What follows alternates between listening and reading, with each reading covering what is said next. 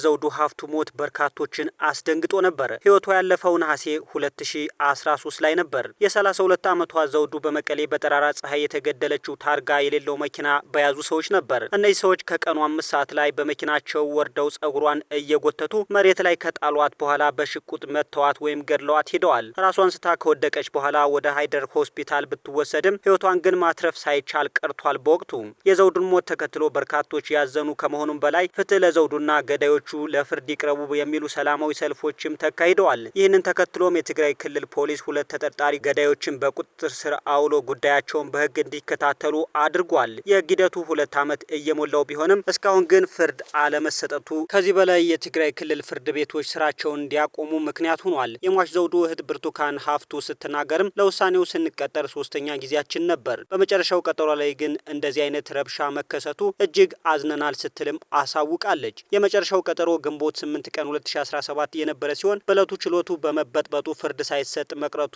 ይታወሳል። በዚህ ዕለት ጉዳዩን ሲመለከት ከነበረው ዳኞች መካከል የመቀሌ ማዕከላዊ ፍርድ ቤት ምክትል ፕሬዝዳንት የሆኑት ዳኛ ስዬ ኪዳኔ ሲናገሩም ሁለቱም ተከሳሾች ጥፋተኛ መሆናቸውን የሚገልጽ ውሳኔ አንብበን እንደጨረስን የአንደኛው ተከሳሽ እናትና የሌላኛው እህት በጩኸት እኛን መስደብ ጀመሩ። የሚሳደቡት ጸያፍ ስድብ ከመሆኑም በላይ የችሎቱን ወንበሮች መሰባበር ሲጀምሩ ሁኔታው ጥሩ እንደማይሆን ስለተረዳን ጥለን ወጣን በማለት አስረድተዋል።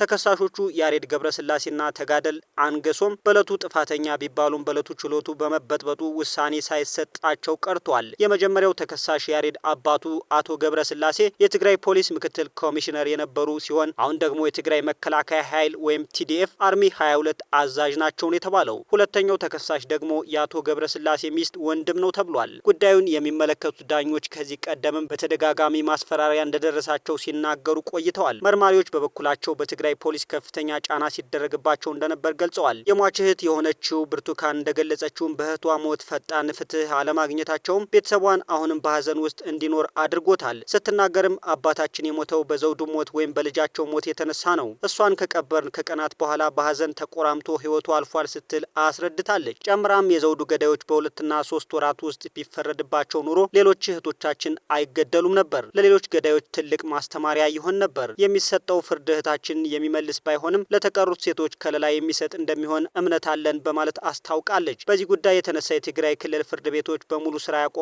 ሲሆን የክልሉ ጊዜያዊ አስተዳደር አፋጣኝ መልስ ይስጠን፣ ለደህንነታችን ዋስትና የለንም ማለታቸውም ተዘግቧል።